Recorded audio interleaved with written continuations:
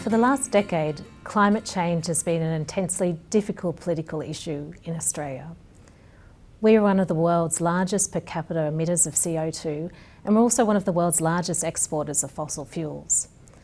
This has made the transition to renewable energy sources particularly challenging in our country. Nevertheless, public awareness of the effects of climate change is growing as we're experiencing more extreme fires and floods. As a result, climate change is increasingly being discussed in boardrooms and by regulators, as well as being considered by investors and consumers when making decisions. Increasing awareness of the effects of climate change and our emissions-heavy economy make Australia a high-risk environment for climate change litigation.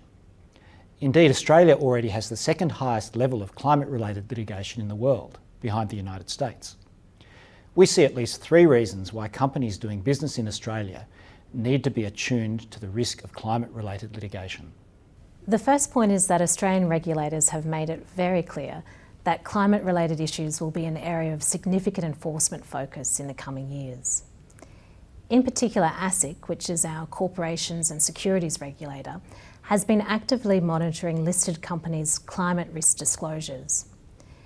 Recently, ASIC conducted surveillance of listed companies' disclosure practices, and it measured them against the TCFD framework.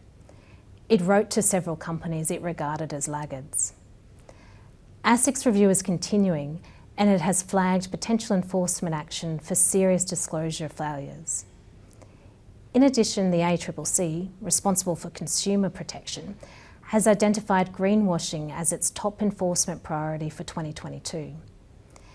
The ACCC will be keeping an eye on not only consumer transactions, but also business-to-business transactions and even highly regulated products.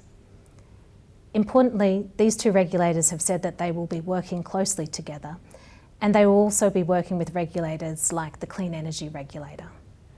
Not only is regulator-initiated litigation a risk for companies, but regulatory investigations often lead to follow-on litigation by customers or shareholders, which leads neatly to our second point.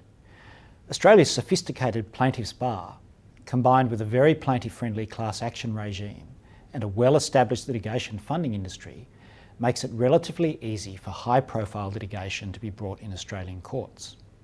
We have already seen the class actions regime used in activist litigation. For example, in the recent case of Sharma and the Minister for the Environment, in which it was argued that the Federal Environment Minister owed a duty of care to Australian children when considering whether to approve a coal mine expansion.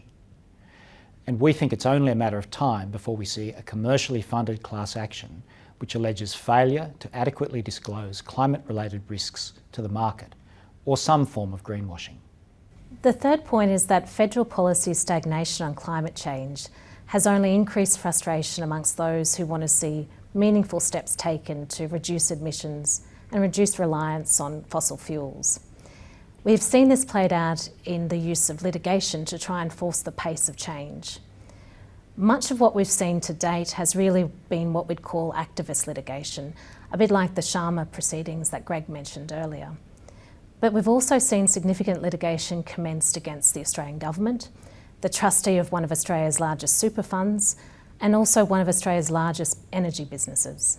These factors, combined with the evolving nature of standards for climate risk disclosure and the making of green claims, creates a classic high-risk litigation environment.